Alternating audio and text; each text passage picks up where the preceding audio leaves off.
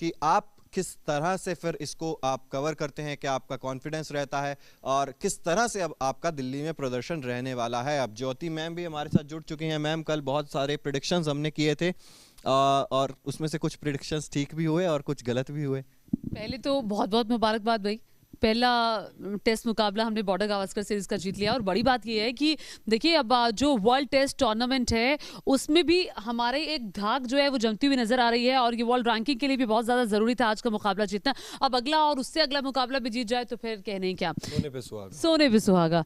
और जैसे अभी चिराग कह भी रहा था कि बहुत सारे प्रेडिक्शन सही हुए थे। 200 पहली बात तो 200 हाँ, से ऊपर निकल गया, 200 से। ठीक है। दूसरी बात आज ही में यानी तीसरे ही दिन मुकाबला खत्म हो जाएगा, ये भी एक प्रेडिक्शन सही हो गया। लेकिन इतने जल्दी खत्म होगा अच्छा, ये नहीं मतलब तुम सोचा था। बताना चाह रहे हो कि तुम्हारे प्रेडिक्शन सारे सही होंगे? नहीं, हमारे मतलब मैं तो थी ही, हाँ। मतलब अपने मुंह मियां मिट्ठू नहीं होने हमारे। चाहिए। मतलब दर्शक अगर नीचे कमेंट में लिखें कि अजय की प्रेडिक्शन बिल्कुल ठीक हो गए तब आएगा ना मजा। तो दर्शकों को याद है या नहीं, आप प्लीज लिखिएगा जरूर कि अजय की प्रेडिक्शन ठीक है या नहीं, आप उससे सहमत है या नहीं। लेकिन एनीवेज रविंद्र जडेजा ने जिस तरह का खेल दिखाया, सुपर्ब खेल दिखाया उन्होंने, न सिर्फ बॉलिंग से बल्कि बैटिंग से भी कमाल किया। तारीफ अक्सर पटेल की भी करनी होगी अजय। बिल्कुल 84 रनों का उन्होंने योगदान दिया बल्ले से। ये देखिए रविंद्र जडेजा 70 रन बनाए हैं और स्ट्राइक रेट 37 का रहा है, 9 चौके, और हालांकि छक्का एक भी नहीं था, 9 चौके इस पारी में शामिल है। बेहतरीन खेल दिखाया, आज भी 2 विकेट ले गए। आज जब सुबह आए तो उन्होंने बैटिंग करना शुरू किया, उनके साथ अक्सर पटेल क्रीज पर मौजूद थे। हम सोच रहे थे कि ये कितने रन बनाएंगे, लेकिन देखिए जल्दी आउट हो गए। 400। ये अगर जल्दी आउट ना होते तो शायद ये मुकाबला इतने जल्दी खत्म भी नहीं कल जीवन दान आखिर में मिला था इन्हें। आखिर में इन्हें जीवन दान मिला था और तीसरे दिन की शुरुआत में ही मात्र 4 रन बटोर पाए और 70 रनों पर इन्होंने अपना विकेट जो है वो गवा दिया। लेकिन इम्पोर्टेंट 70 रन और 70 रन और 7 विकेट।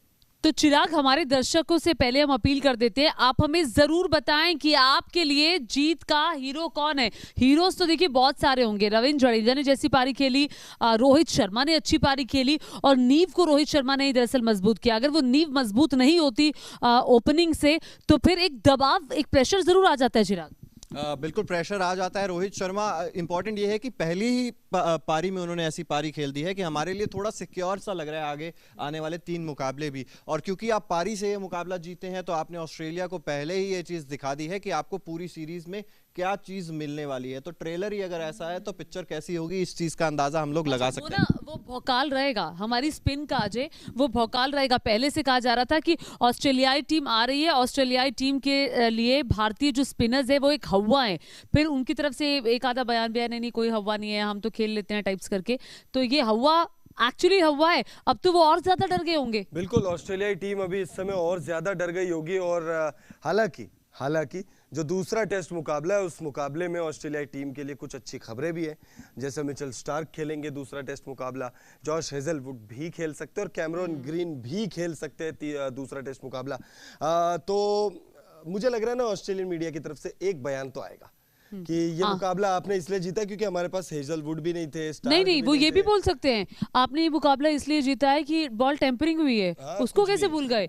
वो एक वो जो वाकया हुआ वो कुछ भी बोल सकते हैं, क्योंकि ये हमेशा से देखा गया है। ना सिर्फ जब ऑस्ट्रेलियाई टीम चिराग खेल रही होती है ना तो उनके साथ एक और टीम उनकी मीडिया की लगी होती है। बिल्कुल, मीडिया की टीम 12th मैन का काम करती है। ये चीज़ हम अक्सर सोशल मीडिया पर भी सुनते हुए आए हैं। और अजय, लेकिन हम बात कर रहे हैं जोश हेजलवुड नहीं थे, आपके पास मिचेल स्टार्क नहीं थे, लेकिन ये तो स्पिन ट्रैक था ना, आपके पास तो स्पिनर्स उस दर्जे के होने चाहिए थे।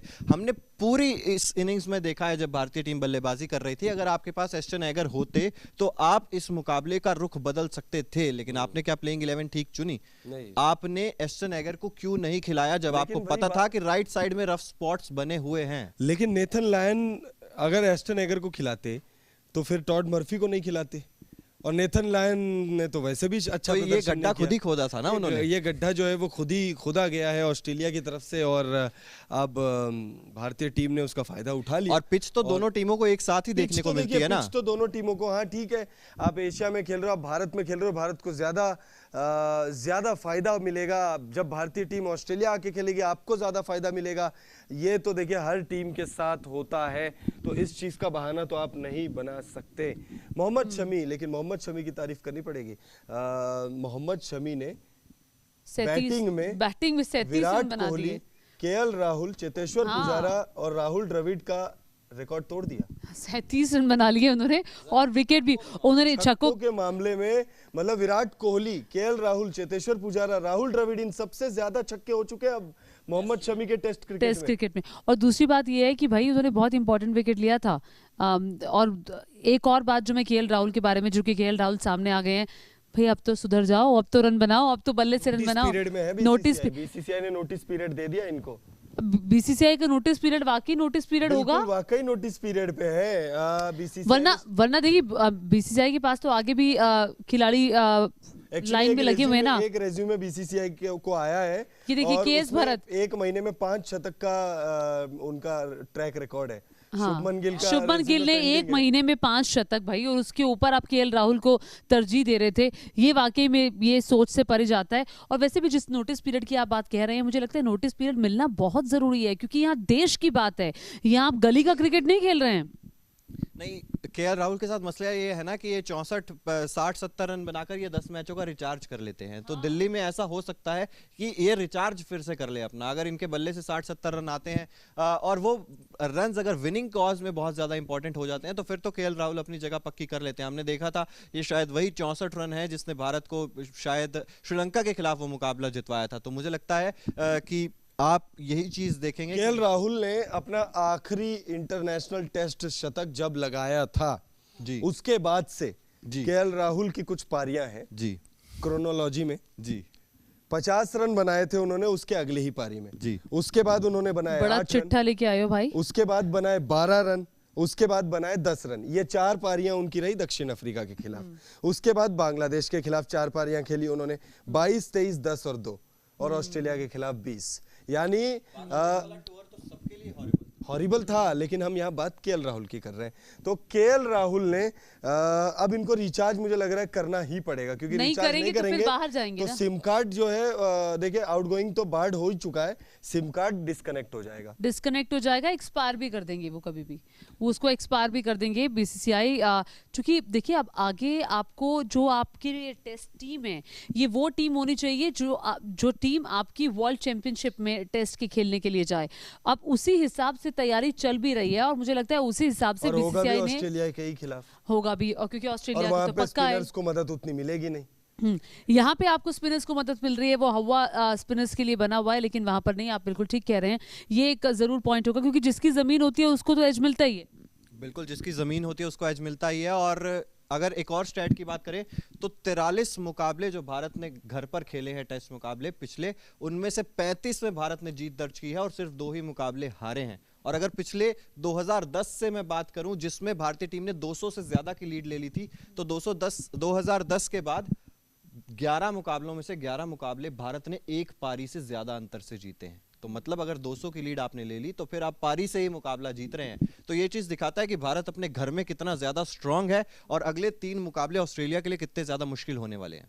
देखिए टॉड मर्फी की बात करना भी अजय बहुत जरूरी है। टॉड मर्फी ने आई गेस 7 विकेट लिए हैं, if I am not wrong. हाँ 7 विकेट लिए हैं। तो टॉड मर्फी नाम की ये जो एक आप कह सकते हैं बंदूक आई है, उससे कैसे बचना है ये भी हमारे बैट्समैन को पता होना चाहिए, क्योंकि टॉड मर्फी ने एक के बाद एक, आज भी जो रविंद्र जडेजा का विकेट लिया वो टॉड मर्फी ने लिया। टॉड मर्फी ने ही उनका विकेट लिया।